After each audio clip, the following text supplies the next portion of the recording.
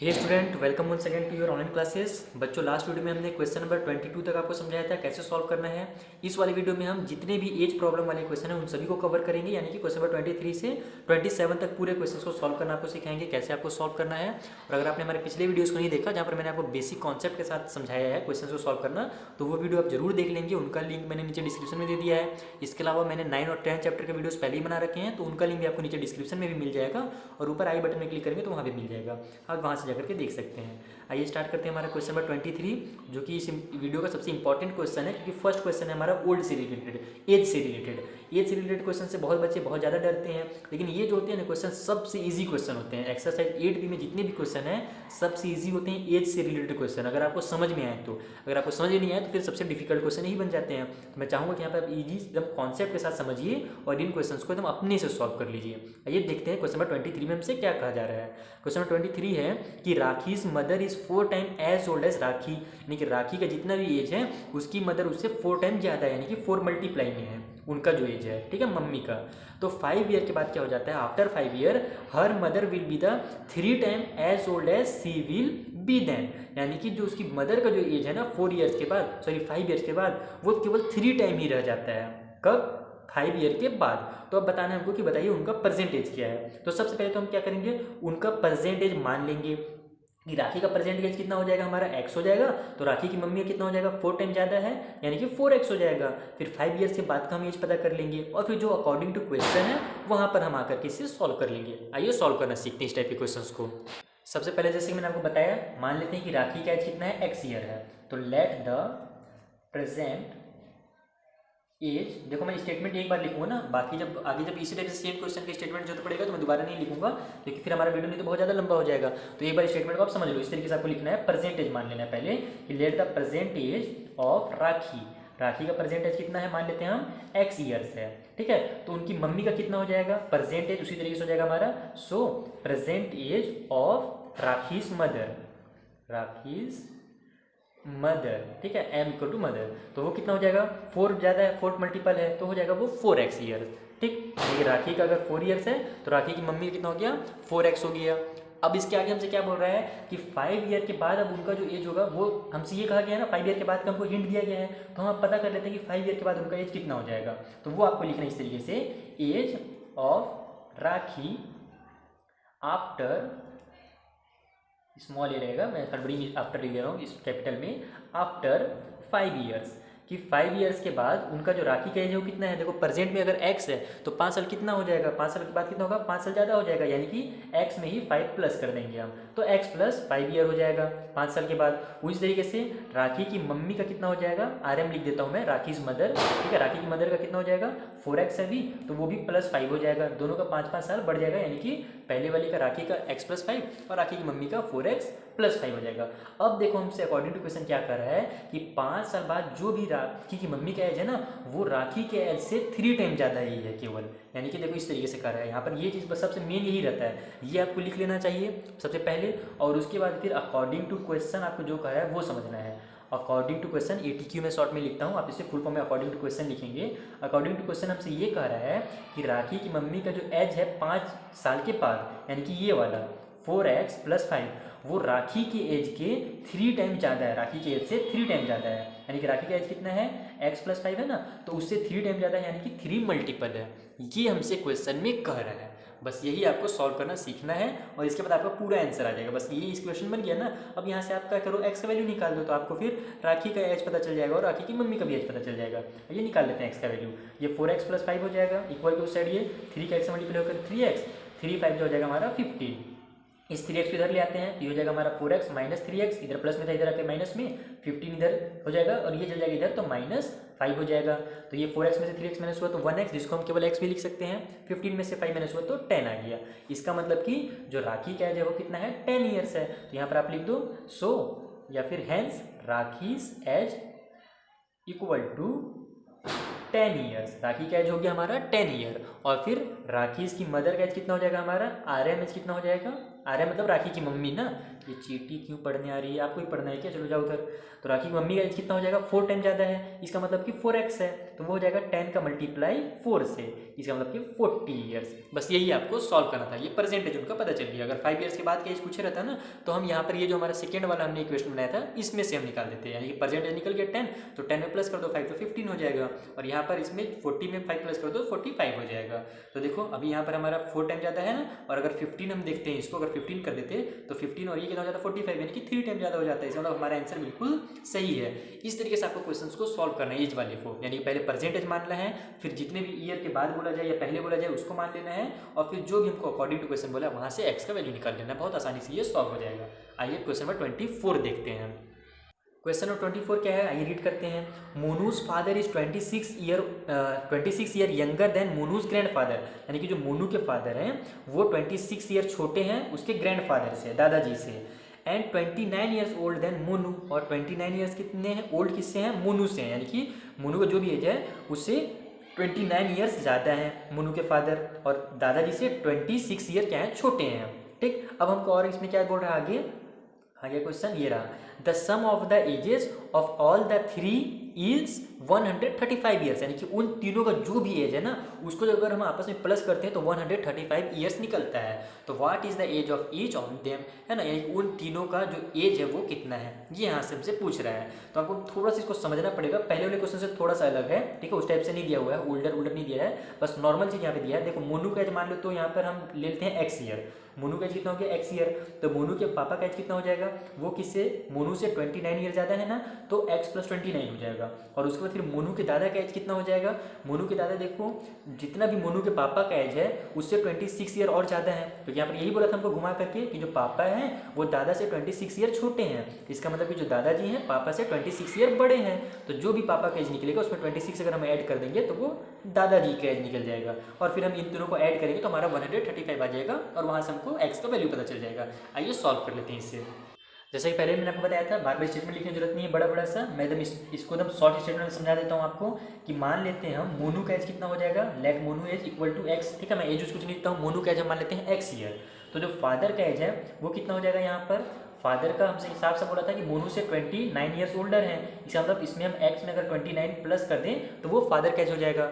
और grand father के बारे में हमसे क्या कहा गया था, यहाँ पर ग्रैंड फादर के एज के बारे में ये कहा गया था कि जो फादर है वो ग्रैंड फादर से 26 ईयर छोटे हैं, इसका मतलब ग्रैंड फादर से 26 ईयर बड़े हैं, तो फादर का जो भी एज है यानी कि x + 29 जो है उसमें हम अगर 26 ऐड कर दें तो हमें मिल जाएगा ग्रैंड फादर का एज, यानी कि x प्लस ये दोनों आपस में ऐड होंगे तो 9 और 6 हो जाएगा, 15 का 5 कैरी हो गया 1, 2 और 1 3 और 2 5, यानी कि x + 55 किसका है, ग्रैंड फादर का एज है। मेन चीज़ ये आपको समझना था, ठीक है, ये अगर आपने समझ लिया तो ये पूरा आपको समझ में ही गया होगा। मोनू का x है तो फादर का x + 29 हो जाएगा क्योंकि वो 29 ईयर्स ओल्डर है मोनू से, और ग्रैंड फादर को हमसे यहाँ पर ग्रैंड फादर के बारे में कुछ नहीं कहा गया था, थोड़ा सा घुमा के ये कहा गया था कि फादर का जो भी एज है वो क्या है, ग्रैंड फादर से 26 ईयर छोटे हैं, तो बस जाहिर सी बात है उसको घुमा दो, आप एक्टिव से पैसिव बना दो कि ग्रैंड फादर जो है वो 26 ईयर बड़े हो जाएंगे, यानी कि जो भी फादर का एज है x + 29 उसमें 26 प्लस कर देंगे तो हमें ग्रैंड फादर का पता चल जाएगा, तो वो हो जाएगा x + 55। अब हमको अकॉर्डिंग टू क्वेश्चन क्या कर रहा है एकदम इजी तरीके से कि जो तीनों का जो सम है ना एज का वो कितना है 135 है, यानी कि x में अगर हम प्लस कर दें x + 29 पापा का एज और फिर दादाजी का एज यानी कि x + 55 तो हमें कितना मिल जाएगा 135 मिल जाएगा। ये हमसे अकॉर्डिंग टू क्वेश्चन कह रहा है, बस यहाँ से x वैल्यू निकालो तो आपको इन तीनों का वैल्यू आंसर जो है वो पता चल जाएगा। निकाल लेते हैं x वैल्यू, ये x और ये x कितना हो जाएगा हमारा 3x हो जाएगा, ये 9 और 5 हमारा कितना हो जाता है 14 का 4 कैरी हो गया 1, 5 और 1 6 और ये 2 हो गया 8, यानी कि 84, इन दोनों का ऐड करने के बाद इक्वल टू सेट 135 है ही हमारे पास, तो यहाँ पर सब इसको हम 84 के साथ ट्रांसफर कर देते हैं तो ये हो जाएगा 3x = 135 - 84, तो ये हो जाएगा हमारा 3x = इसको माइनस कर लेते हैं, 5 में से 4 माइनस होगा तो 1, 3 में से 8 माइनस नहीं हो सकता, 13 में से 8 हमारा माइनस होगा तो कितना जाएगा 5 आ जाएगा, तो यहाँ पर ये बन जाएगा 51 क्योंकि 1 तो हमारा कैरी दे करके 0 हो गया, तो 51 3x = 51 हो गया।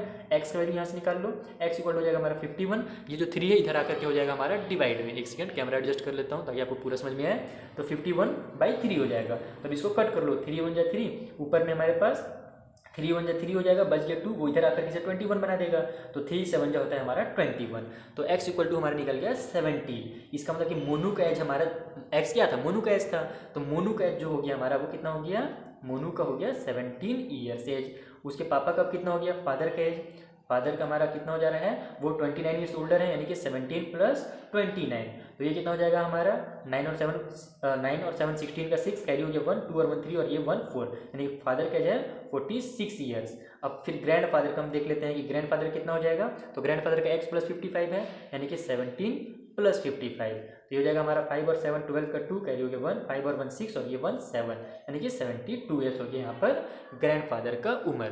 इस तरीके से आपको इस क्वेश्चन को एकदम आसानी से सॉल्व करना था। आई होप आपको समझ में आया होगा। अब आइए नेक्स्ट क्वेश्चन नंबर 25 भी समझ लेते हैं। क्वेश्चन नंबर 25 क्या कर रहा है हमसे, a man is 10 times older than his grandson, यानी कि जो मैन है वो अपने ग्रैंडसन से 10 टाइम ओल्डर है, यानी ग्रैंडसन का जो भी एज है उसमें अगर हम 10 का मल्टीप्लाई कर देंगे तो हमें उस मैन का एज पता चल जाएगा। उसके अलावा और हमसे क्या कर रहा है, he is also 54 years older than him, यानी कि इसके अलावा वो 54 ईयर्स ज़्यादा एज का है अपने ग्रैंडसन से भी, यानी कि मैन का हमें 2 हिंट दिया गया है, तो 10 टाइम ज़्यादा है अपने ग्रैंडसन से, उसके अलावा ग्रैंडसन का जो भी एज है ना उसमें अगर हम लोग 54 और प्लस कर देते हैं तो भी हमें दादाजी का जो एज है वो पता चल जाएगा। तो फाइंड देयर प्रेजेंट एज, तो बताइए उनका प्रेजेंट एज कितना होगा। बहुत ही आसान है, आइए इसे तुरंत सॉल्व कर लेते हैं। देखो सबसे पहले तो हमसे यहाँ पे ये कह रहा था ना कि मैन का एज जो है वो 10 टाइम ज़्यादा है ग्रैंडसन से, तो ग्रैंडसन का हम एज मान लेते हैं, ग्रैंडसन का एज ऑफ ग्रैंडसन आप इस तरीके से लीजिएगा कि let the age of grandson equal to x year, ठीक है। ग्रैंडसन का एज कितना है, मान लो x ईयर है, तो जो मैन का एज होगा वो कितना हो जाएगा, वो कितना है 10 टाइम ज़्यादा है, यानी कि 10x हो जाएगा, ठीक है। उसके अलावा ऑल्सो हमसे एक चीज़ और हिंट दिया हुआ था मैन का, also man age equal to वो कितना है x से, यानी कि उसके ग्रैंडसन की एज से 54 ईयर्स ज़्यादा है, यानी कि x + 54 है, ठीक है। सॉरी 54 लिखना था, वो ये 5y हो गया, तो x में अगर हम 54 प्लस कर दें तो भी हमें मैन का एज पता चल जाएगा। दो चीज़ यहाँ पे हमें दिया हुआ था, मैन का एज 10 टाइम ज़्यादा है ग्रैंडसन से, और मैन का एज जो है वो 54 ईयर ज़्यादा है, 54 ओल्डर है, जो मैन है वो 54 ईयर्स ओल्डर है ग्रैंडसन से, यानी कि x प्लस भी अगर हम 54 करते हैं तो भी हमारा जो आंसर होगा वो सेम हो जाएगा।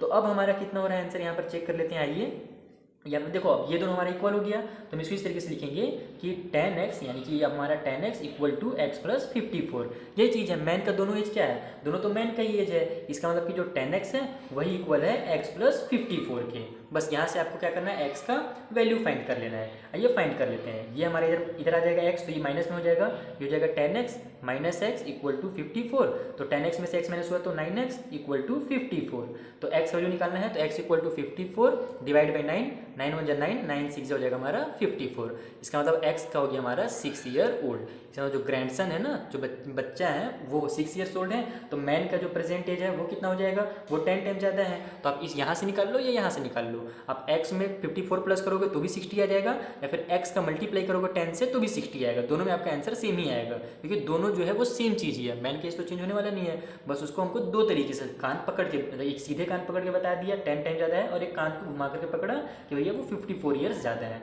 तो आप मैन केस कहीं से भी निकाल लो, यहाँ पे आप 10x से भी निकाल सकते हो, तो 10 का मल्टीप्लाई हो जाएगा 6 से, तो हो जाएगा 60 ईयर, यानी कि मैन का एज है 60 ईयर और ग्रैंडसन का जो एज है वो 6 ईयर्स है। तो इसको आप देखो, मैं शॉर्टकट में एकदम बता रहा हूँ, क्योंकि आपको मैं समझाना चाहता हूँ और चाहता हूँ कि ज़्यादा वीडियो भी लंबा ना हो, इसीलिए, क्योंकि फिर वीडियो अपलोडिंग करने में बहुत ज़्यादा दिक्कत होता है। तो आप मेन समझना इसका बेसिक कॉन्सेप्ट, उसके अलावा जो स्टेटमेंट्स है वो आप खुद से, जैसे मैंने आपको पहले समझाया ना स्टेटमेंट्स, उसी तरीके से आपको लिखना है। क्लास 6 में आपको समझाते आ रहा हूँ कि स्टेटमेंट कभी भी रटना नहीं है, अपने से स्टेटमेंट बना के लिखना है। अब आइए क्वेश्चन नंबर 26 भी समझ लेते हैं इस वीडियो में। क्वेश्चन नंबर 26 क्या कर हमसे कि the difference between the age of 2 cousin is 10 year, यानी कि दो भाई बहन या फिर दो कजन, मतलब आप समझ ही जा रहे हैं, है ना, कि जो आपस में भाई बहन होते हैं, फिर भाई भाई दूर के होते हैं, या फिर बहन बहन दूर के, उनको कजन कहा जाता है, ठीक है। तो दो कजन के जो एज का डिफरेंस है वो 10 ईयर्स है, यानी कि अगर मान लो एक का 20 है या फिर 30 है तो दूसरे का 20 होगा, तो आपस में 10 ईयर का डिफरेंस हो गया, ठीक है। इस तरीके से मतलब कि दोनों के जो डिफरेंस है एज में वो 10 ईयर है। तो 15 ईयर्स अगो, 15 ईयर्स पहले क्या था कि if the elder one was twice as old as the younger one, यानी कि 15 ईयर्स पहले जो इल्डर वन थी वो क्या थी, ज़्यादा थी, डबल ज़्यादा थी। ट्वाइस का मतलब होता है डबल होना, यंगर वन से डबल थी, ठीक है। यंगर का जितना भी एज होगा उससे डबल था उसके एज।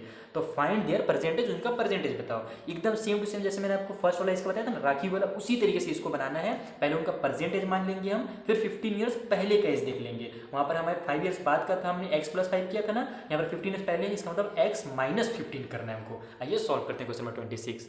स्टेटमेंट मैंने लिख लिया ताकि हमारा वीडियो ज़्यादा लंबा ना हो। देखो जैसे क्वेश्चन वहाँ पे था हमारा 23 में, वही करना है। परसेंटेज यंगर का मान लेते हैं हम एक्स ईयर होगा, तो इल्डर कितना हो जाएगा। देखो दोनों के एज में डिफरेंस कितना है, 10 ईयर्स है। इसका मतलब कि 10 ईयर ज़्यादा होगा जो भी इल्डर का एज होगा, तो यहाँ पर हम एक्स प्लस 10 कर लेंगे। यानी कि मान लो अगर इसका 40 ईयर भी होता है तो इसका क्या होगा, 50 होगा, तभी ना डिफरेंस हमारा 10 निकलेगा। तो 50 कितना ज़्यादा होता है, तो 40 में 10 प्लस करते हैं तभी 50 आता है। अगर इसका 50 होगा तो इसका 60 होगा, यानी कि 10 ज़्यादा होगा, इसीलिए हमने यहाँ पे एक्स प्लस 10 कर लिया इसका। ठीक, अब क्या बोला था हमसे, 15 ईयर्स पहले का बोला था, तो हम वो भी निकाल लेते हैं। 15 ईयर पहले का जो एज होगा यंगर का, तो अभी एक्स है, तो 15 ईयर पहले क्या हो जाएगा, एक्स माइनस 15 हो जाएगा। अगर बाद का बोलता है तो हम प्लस करते हैं, पहले का बोलता है तो माइनस करते हैं। उसी तरीके से इल्डर का जो एज होगा वो 15 ईयर्स पहले कितना हो जाएगा, अभी उसका एक्स प्लस 10 है, तो 15 ईयर्स पहले कितना हो जाएगा, एक्स प्लस 10 में से 15 माइनस हो जाएगा, तो ये प्लस और माइनस माइनस हो जाएगा। 15 में से 10 माइनस हुआ तो 5 आ जाएगा, बड़े वाले माइनस का साइन है तो साइन माइनस का लग जाएगा। इसका मतलब 15 ईयर्स पहले जो बड़ी वाले बच्चा है या फिर बच्ची जो भी, उनका जो एज है वो एक्स माइनस 5 है। अब देखो अकॉर्डिंग टू क्वेश्चन हमसे ये कह रहा है ना कि 15 ईयर्स पहले, अकॉर्डिंग टू क्वेश्चन 82, जिसको मैं शॉर्ट में लिखता हूँ, जो हमारी इल्डर वन है वो यंगर वन से डबल एज की थी। यानी कि यंगर को अगर हम लोग 2 से मल्टीप्लाई कर दें, 2 से अगर हम मल्टीप्लाई कर दें तो हमें इल्डर का पता चल जाएगा। यानी कि अगर हम लोग x माइनस 15 का 2 से मल्टीप्लाई कर दें तो हमें पता चल जाएगा x माइनस 5। ये हमसे कहा जा रहा है यहाँ पे क्वेश्चन के अकॉर्डिंग कि जो इल्डर वन है वो यंगर वन से ट्वाइस डबल है। यानी कि जितना भी यंगर का जो एज था ना, उसमें अगर हम लोग 2 का मल्टीप्लाई कर देते तो हमें इल्डर का एज पता चल जाता। बस यही हमसे क्वेश्चन में कर रहा था, यही मेन इक्वेशन है। इसको सॉल्व कीजिए, एक्स का वैल्यू निकालिए और आपका ये परसेंटेज भी पता चल जाएगा और वो भी पता चल जाएगा। आइए सॉल्व कर लेते हैं। 2 का एक्स से मल्टीप्लाई होगा तो 2x, 2 का 15 से मल्टीप्लाई होगा तो 30 इक्वल टू साइड एक्स माइनस 5 हो जाएगा। ये इधर आ जाएगा तो ये हो जाएगा 2x माइनस एक्स, ये 30 को उधर ले जाते हैं, माइनस 5 पहले से है, ये 30 इधर आकर के प्लस 30 हो जाएगा। ठीक, 2x में से x माइनस हुआ तो x हो जाएगा, ये हमारा 30 में से 5 माइनस होगा क्योंकि प्लस और माइनस क्या होता है, आपस में माइनस हो जाता है, तो ये हो जाएगा 25 और बड़े वाले में प्लस का साइन है तो प्लस 25 ही रहेगा। इसका मतलब कि x का वैल्यू निकल गया हमारा 25 और x इसका एज था, प्रेजेंट एज था यंगर का। प्रेजेंट एज ऑफ यंगर ही हमने x माना था ना, तो यहाँ पर हमें present of age of younger मिल गया x ईयर, सॉरी 25 ईयर्स। उसी टाइप से इल्डर का कितना होगा, 10 ईयर ज़्यादा है, तो इल्डर का एज जो होगा इल्डर वन का, ठीक है, इल्डर का हो जाएगा 25 प्लस 10 यानी कि 35 ईयर्स। तो यहाँ पर आप स्टेटमेंट बना के भी लिख सकते हैं, percentage so the percentage of younger one equal to 25 years and elder one equal to 25 plus 10 equal to 35 years. उस तरीके से आप स्टेटमेंट बनाकर जरूर लिख लें। अगर आप पेयर वगैरह बना रहे हैं ना तो आप स्टेटमेंट जरूर लिखेंगे।